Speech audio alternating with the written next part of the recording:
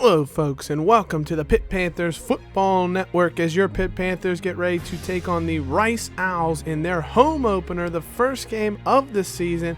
The Panthers, of course, will be missing top player Jordan Whitehead along with Quentin Wirginis and starting offensive lineman Alex Buxer in this game. But with a Rice team that two of their top three players are their kicker and their punter, you would expect the Panthers to come away with a victory in this one. So with the Panthers trying to break in a ton of new players this season, let's see if they can come away with a victory here in Heinz Field taking on the Rice Owls. So we'll send you out to the field for Pitt Panthers football.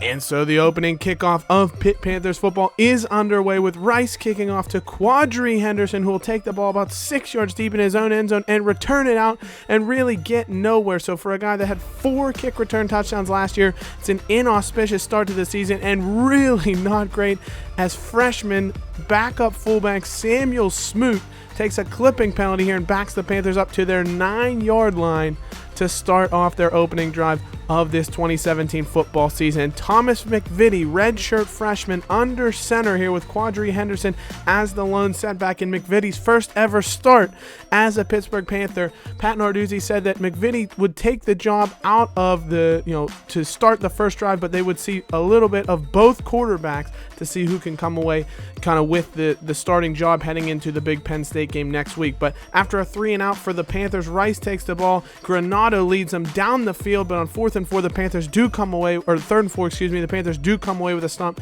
and force the Rice Owls into a short field goal attempt, which they would put through the uprights to take a 3-0 lead on their opening drive of the season. So now MacVittie under center. It's 3rd and 2 for the Panthers again. Hands the ball off to George Aston, and he can't push his way through for the first down. The Panthers yet to pick up a first down on the day, and they decide to, we're going to go for it. We're not messing around here. He hands the ball off MacVittie to Olison, and the Panthers are stopped on their own 33-yard line and will turn the ball over to Rice. So very aggressive from Pat Narduzzi, but it doesn't pay off. So after 7 runs and no passes yet, the Panthers with no first downs, and Rice in fantastic field position on the first play following the turnover.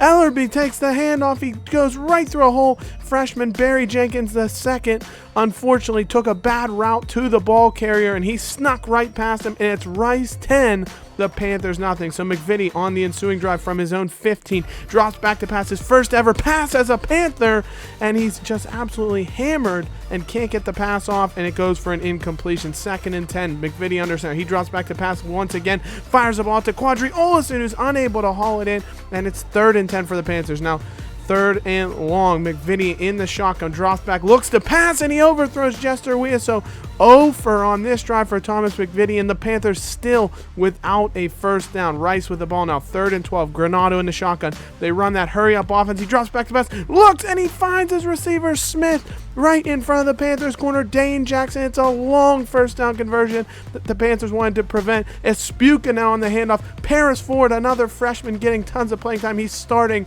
at field safety for the Panthers this year, makes the tackle to save a touchdown.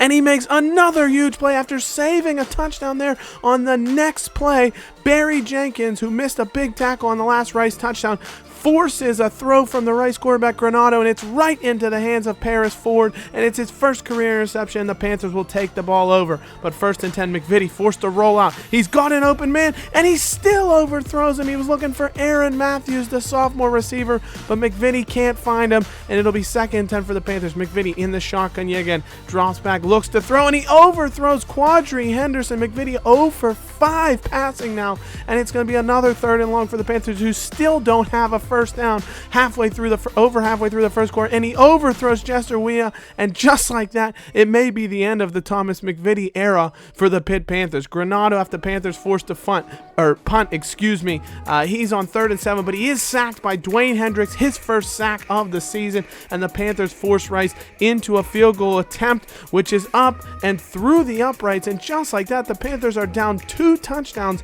13-0 to the Rice Owls. Nobody could predicted this, and it's Ben DiNucci into the game. So his first play under center, the Panthers run the triple option, and DiNucci does very well to fight off a tackle and get the ball outside to Quadri Henderson for a 7-yard carry. And that's the nice thing that DiNucci does offer to this Panther offense is he's a much better runner than MacVittie, and so he'll offer that. And here on 3rd and 4, he is able to scramble for the first down and pick it up for the Panthers with a nice 8-yard carry. And that's the kind of thing that DiNucci can do. He's offering you outlets with his legs and potentially an outlet with his arm, though we haven't seen him throw a pass just yet. That remains to be seen. He looked as a good passer in camp, but we'll see what he can do here in the second quarter as the Panthers are down 13-0. It's 1st and 10. DiNucci on play action. It's his first pass. He looks. He's got the tight end, Chris Clark, and he just overthrows him. And so more of the same from the Panthers quarterbacks with an incompletion there. 0 for their first 7 passes, but DiNucci now on the play action. He stands in there and takes a hit and finds George Aston, and it's finally a completion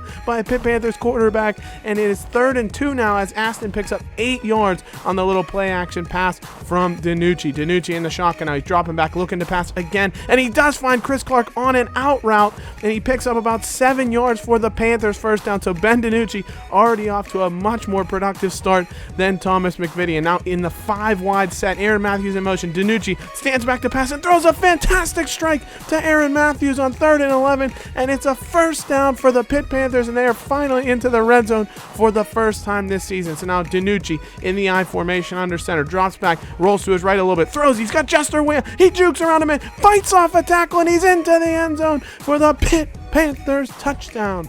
Jester Weah is into the end zone, and Ben DiNucci has come to play here, and he's staking his claim to be the Pitt Panthers starting quarterback. Great move by Weah, shrugs off a tackler and waltzes into the end zone, and it's 13-7 Rice. The Panthers have the deficit.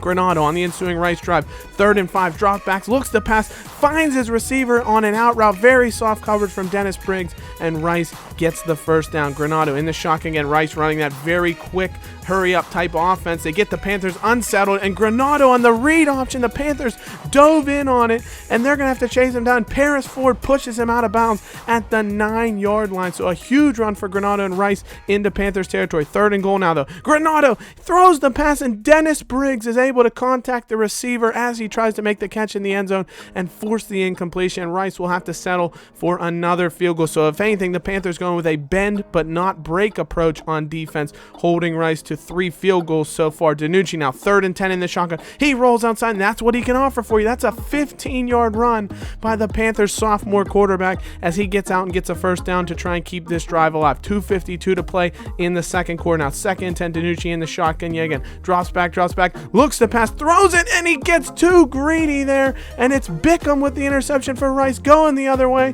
before the Panthers can force him out of bounds. Brian O'Neill, the left tackle, with a tackle there, and it's just unfortunate. Weah was on a comeback route, and DiNucci just waited a little long to throw it, and the defensive back of Rice was able to jump onto the play. But Granado now tries to run a screen on 3rd and 5, and Dwayne Hendricks gets into the backfield yet again for a huge 12-yard loss on the sack, and Rice will punt. But the Panthers, the punt was very, very well kicked by the Rice punter, and the Panthers take the ball over on their own 1-yard line with 2 minutes to play. So if they're going to drive down the field, they'll have to go 99 yards. But Quadri Olson, who struggled in the first quarter, gets the Panthers out of the shadow of their own end zone with 2 runs totaling about 20 yards there. And then DiNucci now 2nd and 7. He's in the shotgun, one sidecar to the right. He rolls out to his left, looking. He's got Quadri Henderson, who turns back for the ball and makes the catch, and the Panthers with a big first down there into Rice territory. Under half a minute to play in the first half, though. DiNucci in the shotgun, 5 wide set, 3rd and 10. He sets, throws. It's a great catch by Maurice French. French is fantastic. Ben DiNucci sits back in the pocket, just waits and waits for his roots to open up. And French just finds his way into open space and makes a fantastic over-the-shoulder catch. So the Panthers inside the 10 now, 2nd and goal. DiNucci sends Olison out so that he's got an empty set backfield now. He looks. He's got Chris Clark running the wheel route, and he finds him into the back of the end zone. Chris Clark, his first touchdown as a Pittsburgh Panther, and just like that, Pitt has cut the Rice lead to 16-14. It's a great throw by DiNucci, just rolled out. Again, he's showing very good composure in the shotgun here, and the Panthers into halftime trail 16-14, but looking very much more alive with Ben DiNucci under center. That's really the big story here of the first half. The Panthers defense not looking great, getting chunked in the running game, which is kind of the opposite of where they were really getting absolutely obliterated last year. They gave up 300 plus in the passing game last year as compared to Rice now getting a ton of yards in the running game to give them an early advantage, but they've been holding the Rice offense to field goals, and finally 2 touchdowns with Ben DiNucci at the helm of the offense,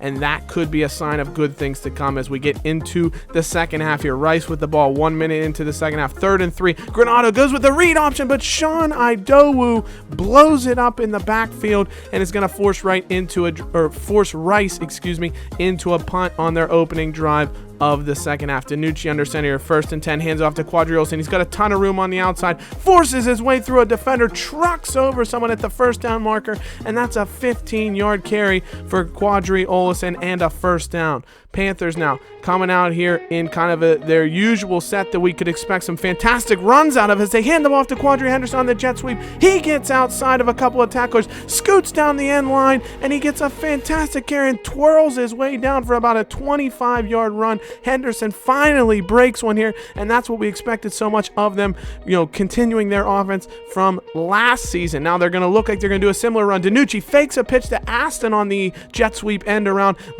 finds Quadri Henderson forward for about a 20-yard completion inside the Rice 10-yard line, and the Panthers are in business yet again. 3rd and inches now from the 1. Handoff is to Quadri Olison, and he powers his way into the end zone for a Pitt Panthers touchdown, and they take their first lead of the 2017 football season now, 20-16 over Rice. They will go for 2 to try and get a 6-point advantage here. DiNucci in the shotgun, looks out wide for Chris Clark, and unfortunately it's broken up, and so the Panthers will hold on to a 20-16 advantage here halfway through the 3rd quarter.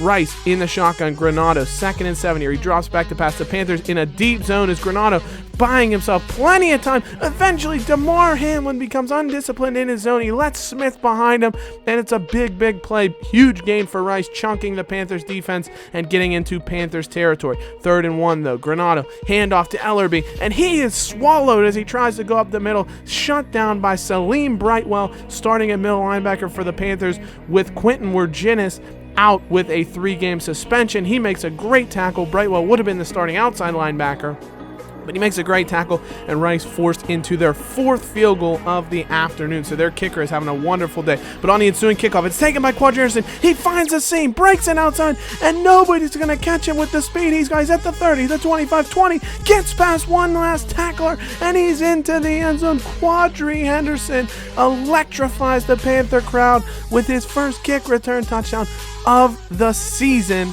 It's a great bit of running by Henderson, some great blocking as well. George Aston pancaked the player, Chris Clark with a fantastic block, and then from there it's all Henderson all the way. He just gets past everyone that tries to cut him off down the sideline and scoots his way all the way to the end zone, and the Panthers retake an 8-point advantage here. DiNucci now, following a couple of punts by both the Pitt and the Rice offenses here, takes the ball over and finds his other tight end, Matt Flanagan, with a fantastic catch for a 3rd down conversion. 2nd and 9 now. DiNucci rolls out, finds plenty of space on the right-hand side, throws it, and Flanagan with a fantastic catch, spins past a defender, and that's a huge gain that chunks the Rice defense and puts the Panthers at the Rice 35 yards. So DiNucci using a ton of different receivers in this game. Flanagan with 2 catches on this drive, but on the very next play, Ben DiNucci gets incredibly greedy and just makes a very poor decision.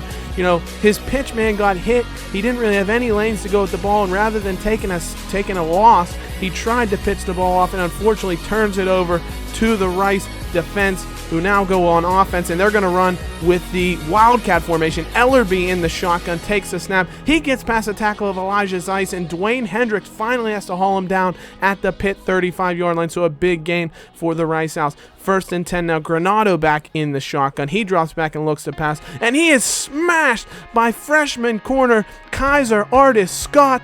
He makes his first tackle of the season, his first sack of the season, so it's good to see some freshmen getting into the game for the Panthers. We've seen the likes of Barry Jenkins II, Jason Jordan at linebacker. We've got Kaiser Artis Scott playing at nickel or dime cornerback. So plenty of plays there for the Panthers, and Rice will be forced into another field goal attempt. This one very, very long, but the kicker boots it up and puts it through. His 5th field goal of the afternoon. If Rice could turn some of those field goals into touchdowns, they'd be in the lead, but as it is, the Panthers holding a 5-point advantage. DiNucci rolls back here on 2nd and 9. He eludes tons of pressure, and he finds Chris Clark. What a play by Ben DiNucci. That's what his legs will do for you. He eludes all the Rice pressure, rolls out to his right, and does find Chris Clark downfield for a first down. 4th and 3, though. The Panthers at the 35, so not exactly in field goal range yet. And DiNucci finds redshirt freshman Ruben Flowers for a first down, and the Panthers would kick a field goal on the ensuing drive to give them a 30-22 advantage. Rice then, 3rd and 6, their final chance to keep the game alive as they're down just a single possession, 8 points, but they hand the ball off. They get conservative. They know they had been very solid running, and they're forced into a punt. So the Panthers, if they can just keep the ball moving here, they can potentially run out the clock. Quadri Olson takes a handoff on 2nd and 6. He rolls outside a couple Rice defenders and gets about 18 yards on that carry for a Panther first down. They're inside the Rice 10 now at the 7-yard line. DiNucci in the pistol rolls outside like a shovel option, finds Olson. Great little spin move to get outside of 2 players, but he can't stumble his way into the end zone. He's taken out at the 1, and after the Panthers are stopped on 3rd down, they take a delay of game to get out a couple of yards from the shadow of the end zone, and Jay Bump kicks through his 2nd field goal of the afternoon, and the Panthers take a 33-22 lead, and that is how things would finish out. So a come-from-behind victory for your Pittsburgh Panthers, more dramatic than they'd have liked it to be, but Ben DiNucci comes to the helm of the offense and puts a couple fantastic drives together, leads the offense after a very poor start from Thomas MacVittie, and the Panthers come away with the victory. So the Rice offense, one thing to really see was how they kind of attacked the Pitt Panthers defense on the ground. So you wonder if Penn State will take note of that heading into their game in Happy Valley next week. But the Pitt Panthers showed the resiliency that they needed to. The defense stepped up when it had to, kept Rice to just 5 field goals after their early touchdown that they scored, and the offense came alive when it needed to. Quadri Henderson with a fantastic return, and the Pitt Panthers pull off a 33-22 victory. So we'll turn things over to your post-game show here. Thank you so much for watching the game with us. It's a Pitt victory, 33-22 over Rice here, and we'll see you in the next game. Hail to Pitt. Take care. Bye-bye. All right, so on your post-game show here, the Pitt Panthers, we take a look at the scoring summary here. Rice jumped out to an early 13-0 advantage in the first quarter, but the Panthers countered with 2 touchdowns of their own in the second quarter. Ben DiNucci throwing for a pair of touchdowns to half the deficit, or bringing it down to 16-14 at halftime, and the Panthers pulled away in the third quarter. Quadri Henderson's touchdown run and Quadri Henderson's touchdown kick return gave them all the lead they needed to end up with the victory. But if we look here, the Panthers very composed offense, 208 rushing yards, 217 passing yards. DiNucci was 18 of 27, so very solid. But Rice 188 yards on the ground, so they really attacked the Pitt Panthers on the ground and made them pay there. But the area where they couldn't do it was in the red zone. Only 2 field goals on 4 red zone possessions, whereas the Panthers had 3 touchdowns and a field goal in the red zone. Was really the difference in this game, was punching the ball in from close. DiNucci 18 of 27 under the helm, 2 touchdowns and an interception for 217 yards. So not a spectacular performance, but very composed and much better than Thomas MacVittie, who I'm sure we'll see more of in his Pitt career, but it wasn't a great day at the ballpark for him. 6 passes, none completed, really struggled for the Panthers. Quadri Olson led the rushing attack with 99 yards on 22 carries. Quadri Henderson, 6 carries for 43 yards. DiNucci as well, 8 carries for 34 yards, so very composed performance from him. We did see a little bit of Darren Hall and Shantez Moss as well to kind of keep the offense fresh. Quadri Henderson was the leading receiver, 5 catches, 47 yards, 1 long for 24 that you remember from a big touchdown drive at the end of the second quarter. Chris Clark as well, 3 catches for 34 yards as a safety net, though you'll notice the Panthers used 1, 2, 3, 4, 5, 6, 7, 8, 9, 10 different receivers caught passes in this game from Ben DiNucci, but the guy we'll want to see more from is Jester Weah, who was unbelievable for the Panthers. had 36 catches or 38 catches, something of that nature last year for over 800 yards. Just one catch for 18 yards in this game, unfortunately, but it was for a touchdown, so a big play nonetheless, but we'll want to see more out of him. Leading tacklers for the Panthers, Amir Watts, Salim Brightwell with 6 tackles apiece. Some big plays from them to just wrap up the ball carrier on that running game. 2 tackles for a loss for Watts. Dwayne Hendricks, though, from his 4 tackles, 3 were for a loss, and he had 2 sacks. Kaiser Artis-Scott with a sack as well on the defense. And then, of course, 1 interception coming from free safety freshman Paris Ford, the Pittsburgh product, with a great play. And DeMar Hamlin and Dennis Briggs each with a pass deflected as well. Jay Bump, the Panthers freshman kicker, very composed, made a 40-yarder as well as a chip shot 23-yarder, so 2 field goals for him, and he made all his extra points. Winslow very solid in the punting game as well. So there's kind of your wrap-up of the game. Quadri Henderson with a kick return touchdown.